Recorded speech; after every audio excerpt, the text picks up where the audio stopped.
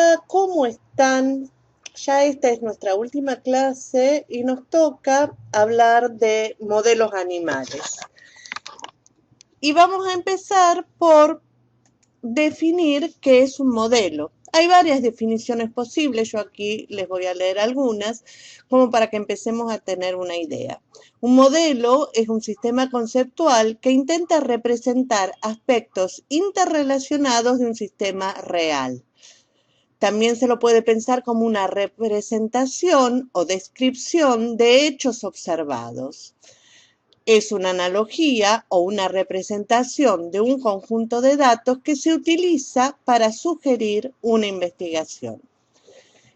Y también puede ser una representación simplificada de lo que queremos estudiar. Ahora vamos a empezar a ver ejemplos de cada una de estas definiciones. Pero digamos en principio que los dos objetivos principales de un modelo es reducir la realidad a lo que nos es más familiar, es decir, vamos a comparar algo que conocemos con un fenómeno que creemos que es parecido pero que no conocemos, de modo de poder ir abordando el estudio de este fenómeno desconocido. O bien, el otro objetivo es simplificar y reducir las dimensiones, ya sean espaciales o temporales, del fenómeno que queremos estudiar. Tenemos varios tipos de modelos, como vimos había varias definiciones que algunas responden a estos tipos de modelos. Los modelos teóricos, que pueden ser de orden matemático, computacionales y conceptuales, los modelos a escala, y los análogos, donde van a entrar los modelos animales que vamos a repasar brevemente en esta clase.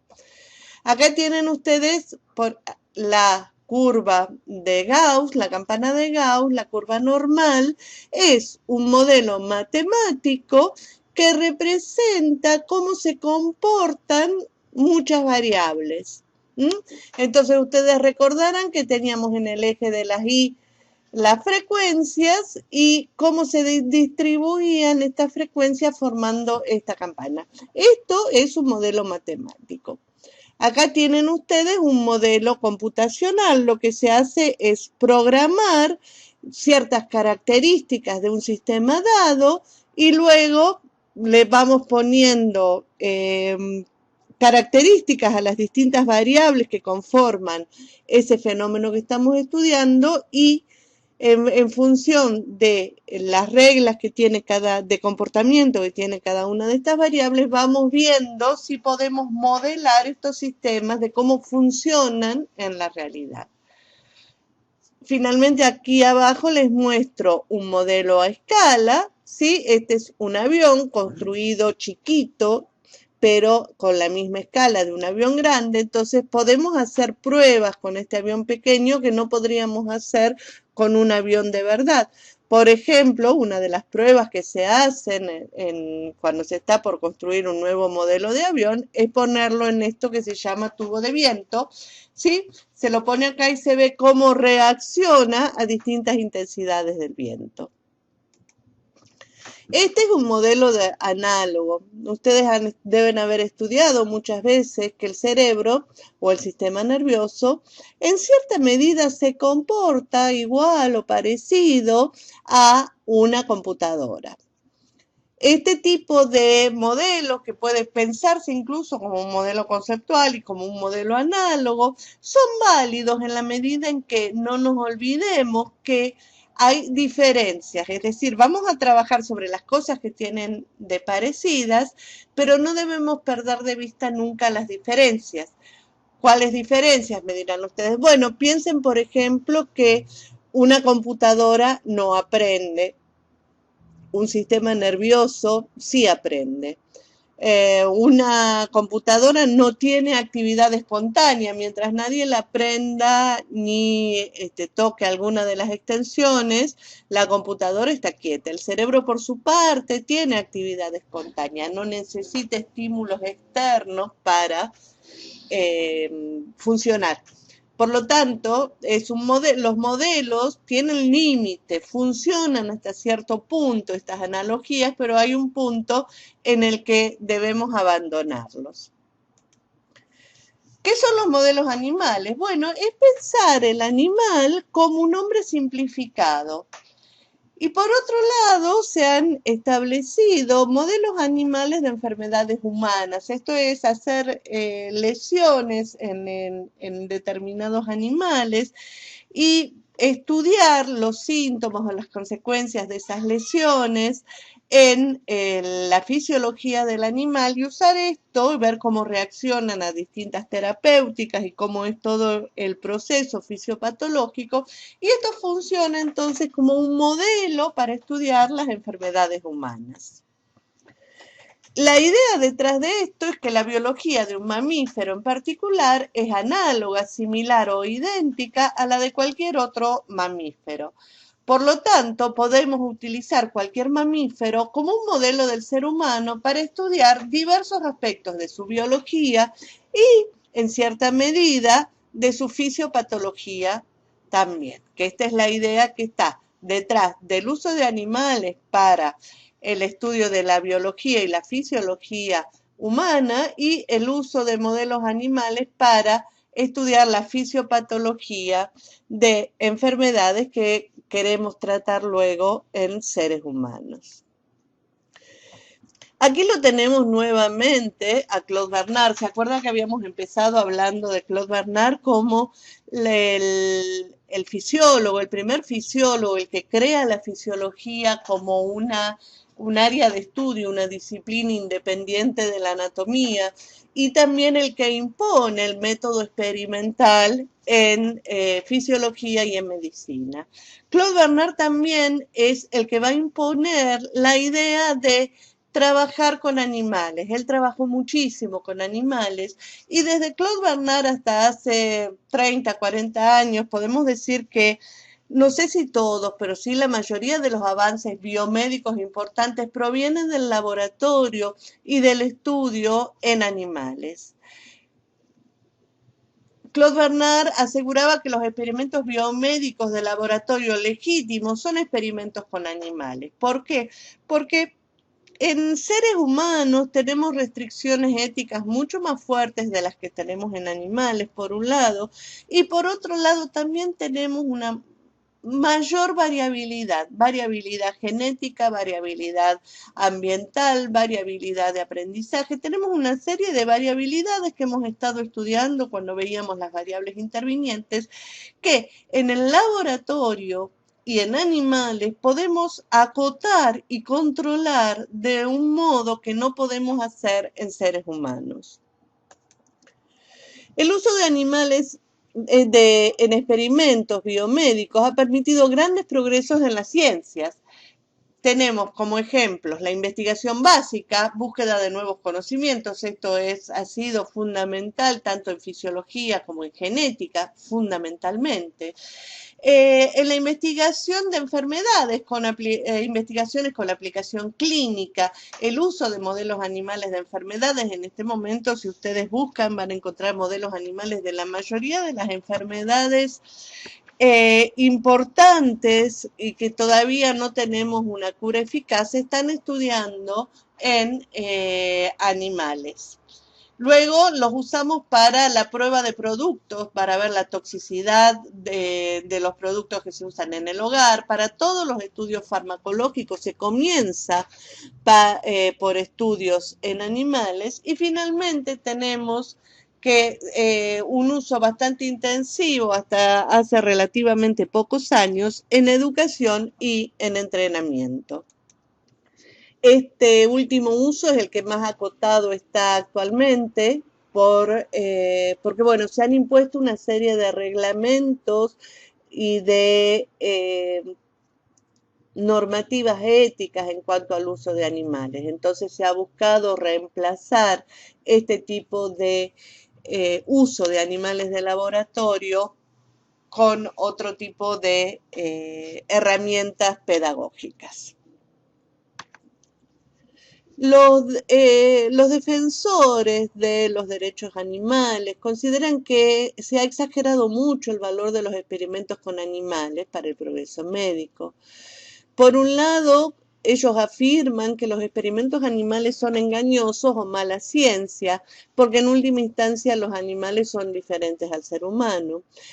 De hecho, tarde o temprano es necesario probar en humanos lo que se ha encontrado en ensayos con animales. Por otro lado, afirman que los experimentos animales son inmorales y que los animales tienen derechos. Esto es la idea de que el animal es sujeto de derecho igual que el ser humano. Tienen los animales un valor intrínseco y no se los puede utilizar para experimentar. Este movimiento de los derechos del animal ha hecho que los investigadores, la mayoría al menos, se planteen muy seriamente una serie de cuestiones éticas con respecto a la utilización de animales, hasta tal punto que existen actualmente carreras, es una tecnicatura especializada en el manejo de animales de laboratorio que busca velar por los derechos de los animales de laboratorio, al mismo tiempo que busca imponer buenas prácticas en el uso de estos animales en el laboratorio. Hay varias alternativas al uso de animales, ¿sí? Por un lado están todos los estudios in vitro, como son los cultivos celulares, los estudios de tejidos y órganos. Por otro lado tenemos los estudios epidemiológicos, estudios en voluntarios humanos, la investigación clínica y los simuladores o modelos matemáticos y o computacionales. Es decir, tratar de recurrir lo menos posible a la experimentación con animales y buscar este tipo de alternativas. Esto es algo que estudian muy bien en estas tecnicaturas sobre animales de laboratorio. Lo que sí ha quedado claro en los últimos años es que queda completamente prohibido realizar actos crueles, ser crueles con los animales de laboratorio. Y quienes usan animales de laboratorio, quienes tienen un bioterio, deben garantizar el bienestar físico y psicológico de los animales de laboratorio. Suena raro, tal vez les suene a ustedes raro hablar del bienestar psicológico de un animal, pero tiene que ver con garantizar que los animales criados en bioterios tengan acceso a las cosas que ellos necesitan en condiciones naturales. Por ejemplo, quienes trabajan con aves tienen que proveerles a estas aves de un espacio donde puedan mojarse y bañarse, porque la mayoría de las aves hacen esta conducta en condiciones naturales. Para trabajar con ratas o ratones, que son los animales más comúnmente utilizados en investigación biomédica, por ejemplo, para este bienestar psicológico se tiene que garantizar que los animales nunca van a estar solos, salvo casos extremos. ¿Por qué? Porque tanto ratas como ratones son animales que viven normalmente en sociedad. Entonces se trata de garantizar este tipo de derechos en los animales en los bioterios. Ahora, ¿cuáles son las ventajas de los animales de laboratorio? Primero, son pequeños y de fácil manejo, son dóciles, son baratos de mantener y tienen un ciclo vital corto. Por lo tanto, por ejemplo, para estudios genéticos se usan mucho la mosca de las frutas porque tienen un ciclo vital tan corto que al cabo de un par de semanas o un mes, podemos estudiar varias generaciones, podemos estudiar el efecto de distintas cuestiones en varias generaciones. El que sean pequeños y de fácil manejo también es una cuestión importante porque podemos hacer varias cosas que probablemente no pudiéramos hacer en otros animales. Entonces, ¿cuál animal vamos a elegir? Bueno, depende de nuestro objetivo. En general hay distintos modelos animales. Por ejemplo, yo les decía recién, para estudios genéticos se usa la mosca Y se usa también este gusano, el C. elegans. Este gusano ha sido muy utilizado tanto en estudios genéticos como en estudios del sistema nervioso. Es un animalito que tiene tan poquitas neuronas que todas ellas tienen nombre propio. Entonces es una maravilla porque se puede estudiar el comportamiento de pequeñas redes neurales y de allí extrapolar hacia redes más complejas. De hecho, hay actualmente, incluso hay un tipo de placa computacional que remeda la distribución de neuronas y de redes neuronales de este gusanito. La rata blanca es sin duda uno de los animales más utilizados para modelos de enfermedades animales. El ratón o laucha ha sido muy utilizado para estudios genéticos. Luego tenemos el conejo y tenemos el conejillo de India, que son menos utilizados, pero también han sido utilizados. El animal que elijamos va a depender del tema que querramos estudiar. Por ejemplo, si nos interesara hacer estudios dermatológicos, ninguno de estos animales nos sirve porque su piel es muy distinta a la del ser humano. En ese caso se recurre en general al cerdo. Para estudios sobre la visión, por ejemplo, estos animales nos sirven de poco porque la rata tiene una visión muy pobre, entonces en ese caso tendríamos que recurrir a otro tipo de animal cuya visión sea una vía sensorial importante. Entonces, esto va a depender mucho, hay que conocer bastante de la biología y la fisiología de cada uno de estos animales para elegir cuál sería el más adecuado según nuestro problema de investigación. Bueno, la guía para el uso y cuidados de los animales de laboratorio es la Biblia de los bioterios, ¿sí? Aquí están puestas todas las reglamentaciones y las normas que se deben cumplir para velar por el correcto uso de los animales de laboratorio y sobre todo para respetar los derechos de estos animales. Hay otras leyes, pero esta es la que uno debe cumplir y tener en cuenta. En esta guía para el uso y cuidado de los animales se encuentran desde las dimensiones de espacio mínimas que necesita cada uno de los tipos de animales, la temperatura del ambiente, el modo de reproducción, cuánto comen y qué cosas se pueden hacer con ellos.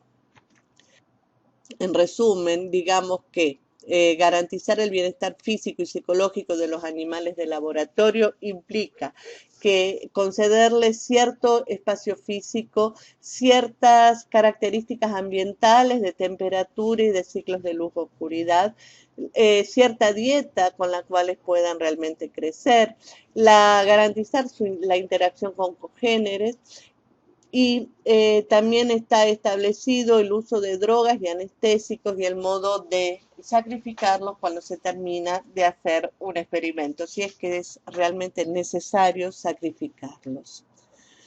Por otro lado, la ley internacional también establece que las personas que manejan los animales de experimentación, esto es, los investigadores que van a hacer experimentos con estos animales, deben recibir cierto entrenamiento en cuanto a cómo tratarlos a los animales, cómo agarrarlos, cómo manipularlos.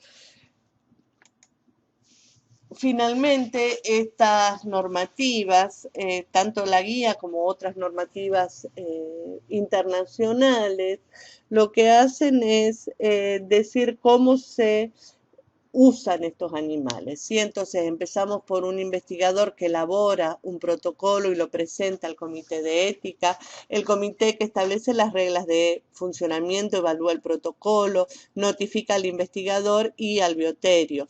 El bioterio se encarga de hacer cumplir la norma e informa al comité.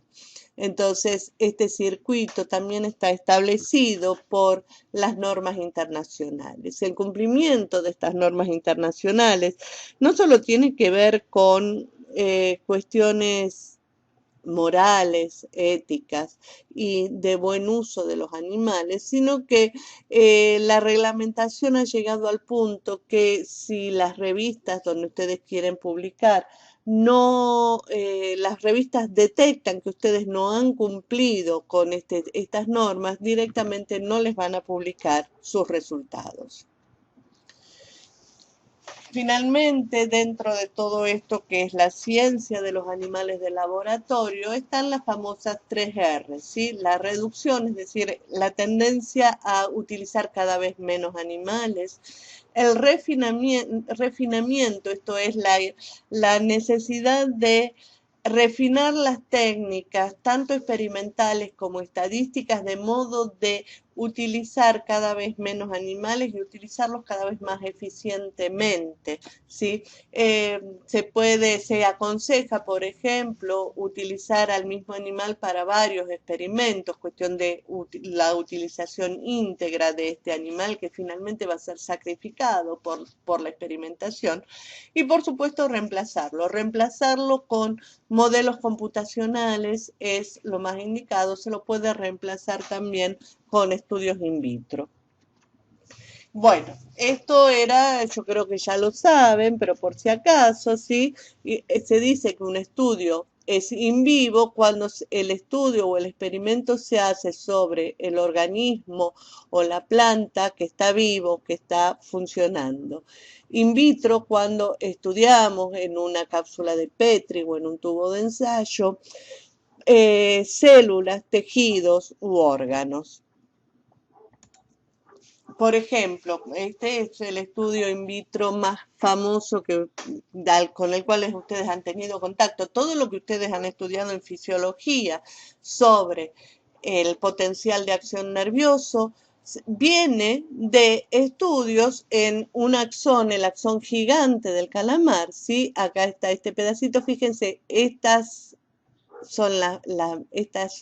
la membrana del axón y esto que se ve aquí adentro es el electrodo.